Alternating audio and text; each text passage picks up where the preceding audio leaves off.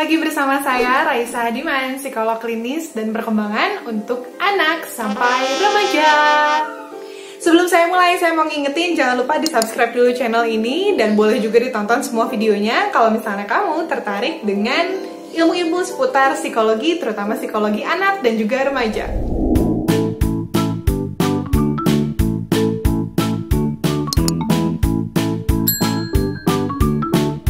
Di video ini saya mau bahas tentang salah satu dari eating disorder atau gangguan terkait dengan pola makan, atau kita kayaknya udah banyak yang kenal dengan istilah ini, yaitu bulimia, atau istilah ilmiahnya adalah bulimia nervosa. Seperti yang saya bilang tadi, kalau BN atau bulimia ini termasuk dalam eating disorder atau gangguan pada pola makan. Bulimia atau BN ini pada taraf tertentu atau pada kadar tertentu sudah mengganggu tidak hanya dari sisi psikologis, tapi juga dari sisi kinerja medisnya atau kinerja biologisnya gitu. Nah, saya kasih tahu dulu, menurut DSM-5, sebenarnya BN ini punya 3 kriteria utama.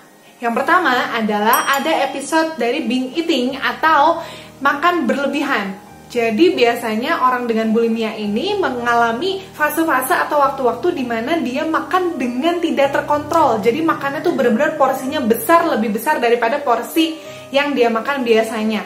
Nah, ciri yang kedua, setelah makan dalam porsi yang sangat besar dan tidak terkontrol, biasanya muncul kompensasi. Kompensasi itu kan bisa dikatakan juga sebagai ganti rugi. Jadi orang dengan bulimia biasanya mengganti rugi atau menebus dosa dari makan berlebihannya itu dengan cara yang tidak tepat atau dengan cara-cara yang tidak adaptif atau yang tidak sehat. Misalnya, yang paling sering terjadi, cara yang paling terkenal atau yang paling banyak orang tahu itu adalah dengan memaksakan diri untuk memuntahkan kembali makanannya. Atau bisa juga dengan cara berpuasa sekian waktu, misalnya seharian penuh dari pagi sampai malam 24 jam gitu. Bahkan ada juga yang lebih dari 24 jam sampai 36 jam dan seterusnya. Atau bisa juga dengan cara meminum obat-obatan diuretik atau obat-obatan pencahar yang membuat kita jadi terdorong untuk mengeluarkan makanan kita tadi secara berlebihan. Atau bisa juga dengan cara yang seringkali tidak orang sadari sebagai salah satu bentuk kompensasi, yaitu dengan olahraga berlebihan. Jadi pernah ada satu kasus di mana orang dengan bulimia setelah makan berlebihan seharian penuh, besoknya dia juga olahraga seharian penuh. Jadi kebayang badan kita capeknya kayak apa, tapi walaupun capek, penderita bulimia ini bisa terus memaksakan dirinya untuk terus berolahraga karena dia ada perasaan bersalah, karena kemarin saya makan banyak banget. Gitu. Itu ciri yang kedua. Dan ciri yang ketiga, ada over evaluasi terhadap bentuk tubuh atau berat badan tubuh.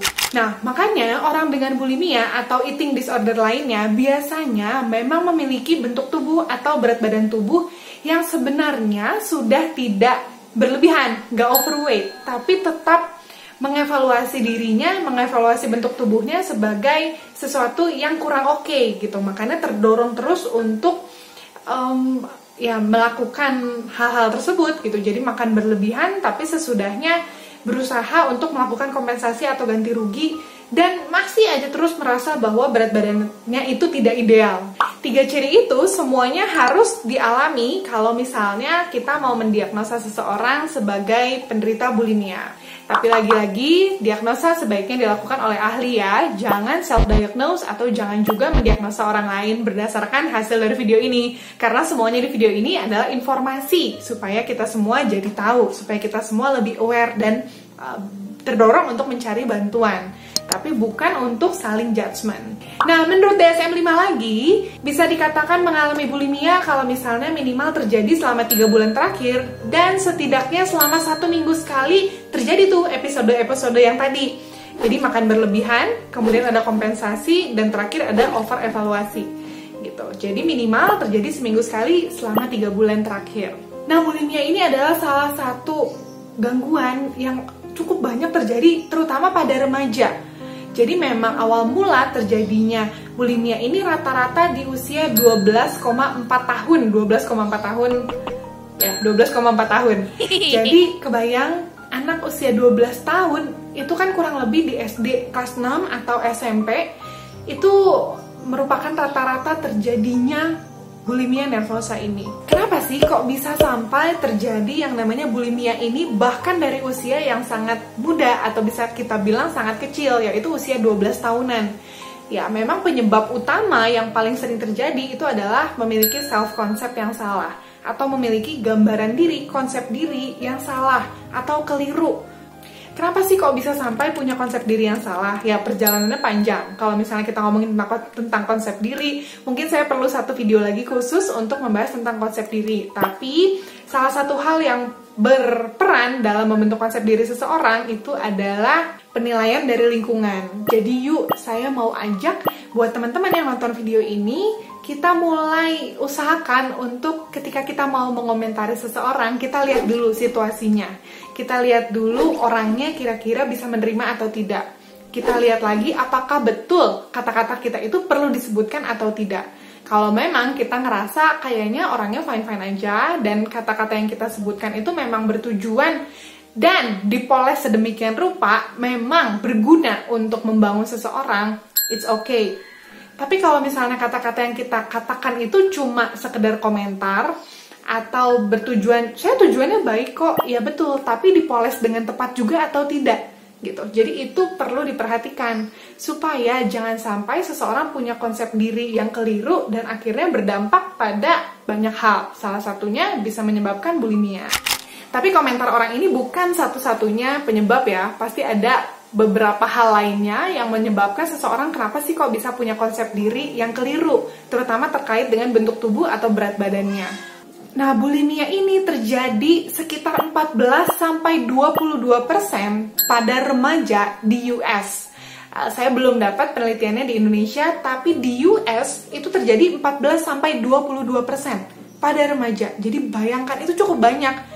Nah, kita sebagai orang-orang sosial, kita orang-orang yang ada di sekitarnya, kita punya peran untuk setidaknya membantu teman-teman kita yang mungkin mengalami bulimia ini untuk bisa memiliki konsep diri yang lebih baik. Kalau gitu gimana dong cara kita untuk bisa membantu teman-teman kita yang mungkin mengalami bulimia nervosa ini? Step yang pertama adalah dengan menerima. Menerima bukan membenarkan. Jadi yang dimaksud menerima di sini adalah kita mencoba untuk berempati. Kita mencoba untuk memahami bahwa dia sedang mengalami suatu kondisi yang membuat dia perlu melakukan hal tersebut, walaupun kita tidak membenarkan hal tersebut.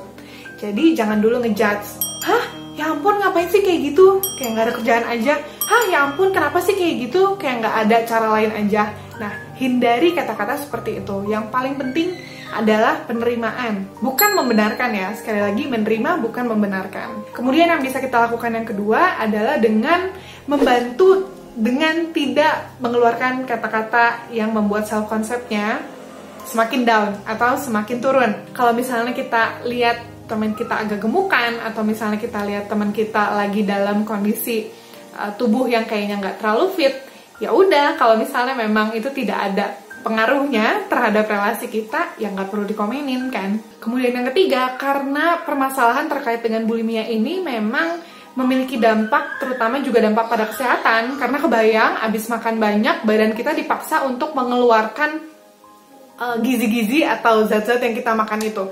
Jadi kebayang proses pencernaan di dalam tubuh kita itu seperti apa.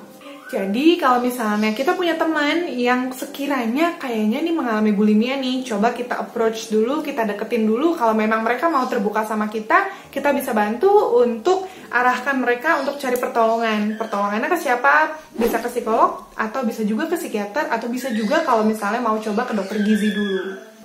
Oke, jadi itu dia video kali ini. Untuk yang merasa video ini bermanfaat, boleh share kemanapun. Dan jangan lupa di like dan komen juga. Untuk yang belum, jangan lupa juga di subscribe. Dan sampai ketemu di video berikutnya. Bye!